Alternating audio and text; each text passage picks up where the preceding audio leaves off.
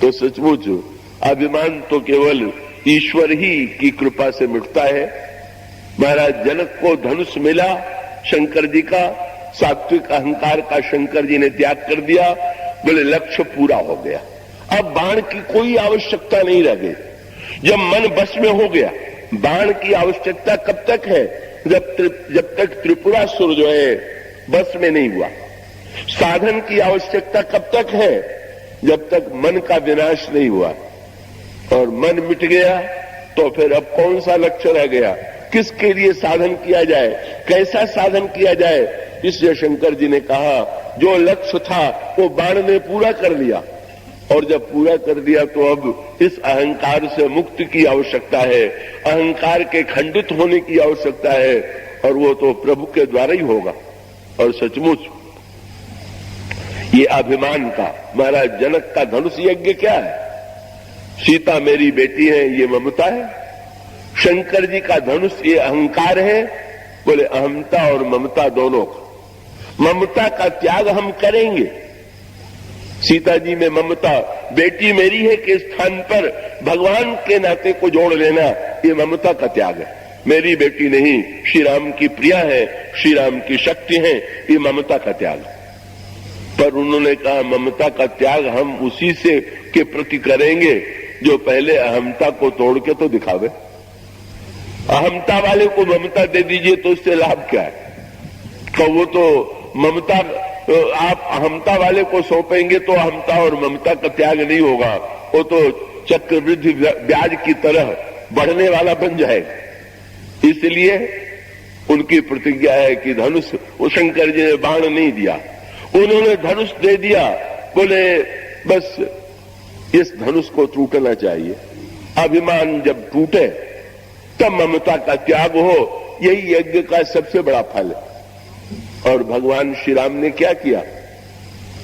कैसे का धनुष को उठाया और भगवान ने ठीक बीचों बीच ढूंढ लिया कि धनुष का केंद्र बीच कहां है, और तेही क्षण राम मध्य धनु तोड़ा। धनुष लिया और उसको बीच से पकड़ के तोड़ दिया। किसी ने पूछा प्रभु से, इसको आपने बीच से क्यों तोड़ा? भगवान ने मुस्कुरा करके कहा, अभिमान न तो जन्म के पहले होता है न मृत्यु के बाद में होता है, ये बीच में ही सारा चक्कर है। ये बीच वाला अगर तोड़ दिया जाए, बस थोड़े दिन का ही तो है चक्कर ये बीच वाला। कुछ समय के लिए धनी मान लीजिए, बुद्धिमान मान लीजिए, पदाधिकारी मान लीजिए, कुछ मान लीजिए, बोले इस बीच को भगवान से। और भगवान कितनी बढ़िया बात हो गई। देखिए ना, जब भगवान तोड़ने चले तो भगवान ने धनुष को दोनों हाथ से पकड़ लिया। शंकर जी गदगद हो गए, बोले प्रभु इसी की आवश्यकता थी क्या? ये जीव बेचारे का प्रारंभ भी उसके हाथ में नहीं, कहां जन्म होगा, कैसे जन्म होगा, ये भी ईश्वर के हाथ, और अंत भी हमारे आपके हाथ में नहीं है। कहां मृत्यु होगी और कैसे मृत्यु होगी कोई पता नहीं। ये बीच में ही हम लोगों ने जो हाथ लगा रखा है, अगर कहीं बीच में भी भगवान पकड़ ले तो भक्त लोग यही कहते हैं, जब आदि और अंत दोनों पकड़ रखा है तो बीच में भी आप ही पकड़ लीजिए। ये आप हमारे ऊपर क्यों छोड़े हुए?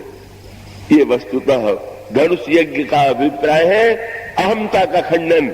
और इसीलिए धनुष जब टूट गया तो किसी ने धनुष से कहा, हाय हाय तुमको तो प्रभु ने तोड़ दिया। धनुष ने हंस करके कहा, मुझे तोड़ दिया कि मुझे मुक्त कर दिया। बंधता रहता था, बंधने से मुक्ति मिल गई।